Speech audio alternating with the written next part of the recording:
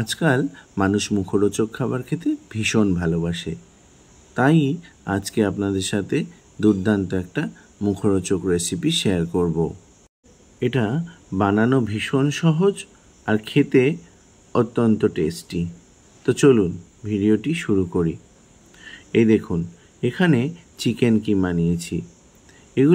চিকেনগুলো কিন্তু একদম ছোট ছোট করে পিস করা, অনেকটা পপকর্নের সাইজ। তো এইভাবে চিকেনগুলো কেটে নিয়ে ভালো করে ধুয়ে জল ঝরিয়ে নিয়েছি। এর মধ্যে দিয়ে দিয়েছি স্বাদ মতো লবণ আর লঙ্কার গুঁড়ো। লঙ্কার গুঁড়োর পরিমাণটা একটু বেশি দেব, আর দেব গোলমরিচের গুঁড়ো। আর এর মধ্যে দিয়ে দিয়েছি আদা রসুন পেস্ট। তার মধ্যে দিয়ে দিয়েছি একটু সয়া সস। এই সমস্ত উপকরণগুলো দিয়ে মাংসটা ভালো করে মাখিয়ে নিয়ে 1 ঘন্টা রেখে দেব। এইভাবে মাখিয়ে রাখলে মাংসটার মধ্যে ভালোভাবে ঝাল লবণ ঢুকে যাবে। খুব অল্প পরিমাণ মাংস থাকলেও এই রেসিপিটা কিন্তু খুব সহজেই বানানো যায়। এটা বানানোর জন্য খুব বেশি যে মাংস লাগে তাও নয়। এবার কড়াইতে তেল দিয়ে দেব। তেলটা গরম হতে থাকুক, ততক্ষণে দ্বিতীয় কাজটা করে নিই। এইবার একটা পাত্র নেব, একটু থালা নিলেই ভালো হয়। থালার মধ্যে নিয়ে নেব খানিকটা পরিমাণ ময়দা, আর এর সাথে নিয়ে নেব কর্নফ্লাওয়ার। এর মধ্যে দিয়ে দেব লঙ্কার গুঁড়ো, একটু গোলমরিচের গুঁড়ো আর গরম মশলার গুঁড়ো আর সামান্য লবণ দিয়ে এই মিশ্রণটা ভালো করে মাখিয়ে নেব। এটা মাখিয়ে নেওয়ার পরে এটা একটু সরিয়ে রাখবো। এবার ম্যারিনেট করা মাংসটা এই মিশ্রণের সাথে মাখিয়ে নেব। ম্যারিনেট করার ফলে মাংস থেকে কিন্তু খানিকটা জল বেরোবে, সেটা চিপে নিয়ে এর মধ্যে মিশিয়ে দেব। আর এই ময়দা কর্নফ্লাওয়ারের কোটটা ভালো করে মাখিয়ে নেব মাংসের সাথে। দেখতে হবে যেন একটা মাংসও ফাঁকা না থাকে। তো এইভাবে ভালো করে মাখিয়ে নিচ্ছি। আর এদিকে তেলটাও প্রায় গরম হয়ে এসছে। এইবার এই গরম তেলে এখান থেকে মাংস তুলে তুলে নিয়ে গরম তেলের ভেতরে ছেড়ে দেব।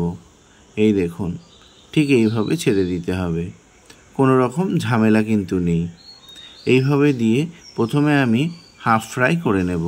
প্রথমবারই একদম ফ্রাই করে নিলে মাংসটা কিন্তু খুব ভালো ক্রিস্পি হবে না। তাই প্রথমে অর্ধেক ফ্রাই করে নিয়ে তুলে রেখে দেব, তারপর দ্বিতীয়বার ফ্রাই করব। এই দেখুন, তেলের মধ্যে এই ময়দা সমেত মাংসটা দেওয়ার ফলে ময়দা কিন্তু অনেকটাই তেলের মধ্যে মিশে গেছে। তার জন্যে পরে ছাঁকনি দিয়ে তেলটা পরিষ্কার করে নিতে হবে। এই দেখুন, হাফ ফ্রাই করেছি কিন্তু একটু সাদাটে আছে। এইভাবে মাংসটা তুলে নেব। আমি বাকি মাংসগুলো ভেজে নেব ঠিক এইভাবে। বাকি মাংসগুলো ভাজার পর তেলটা কিন্তু ছেঁকে নিতে হবে, নয়তো তেলটার মধ্যে এই ময়দা আর কর্নফ্লাওয়ারটা পুড়ে কালো হয়ে যাবে। তাই আগে থেকে তেলটা ভালো করে পরিষ্কার করে নেওয়াই ভালো। তো এইভাবে সমস্ত চিকেনগুলোকে আমি প্রথমবার ফ্রাই করে নিয়েছি। তো প্রথমবার ফ্রাই করে নেওয়ার পর এবার দ্বিতীয়বার ফ্রাই করে নেব।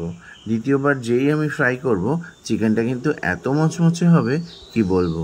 এই দেখুন, তেলটা পরিষ্কার করে সেকেন্ডবার ফ্রাই করে নিচ্ছি। আর এই চিকেনটা ফ্রাই করার সময় এত টেস্টি একটা গন্ধ আসছে, আপনাদের কি বলবো, মানে জিভে জল চলে আসছে। তো এইভাবে ফ্রাই করে নিচ্ছি। ফ্রাইটা অলমোস্ট হয়ে গেছে। এইবার এগুলোকে তুলে নেব খাবার জন্যে। আমি তো আর লোভ সামলাতে পারছি না, এবার এটা সাজিয়ে নেব। চিকেন পপকর্নের রেসিপিটা কিন্তু অলমোস্ট রেডি। তো আপনাদের ভিডিওটি কেমন লাগলো অবশ্যই জানাবেন। ভালো লাগলে লাইক করবেন, কমেন্টস করবেন।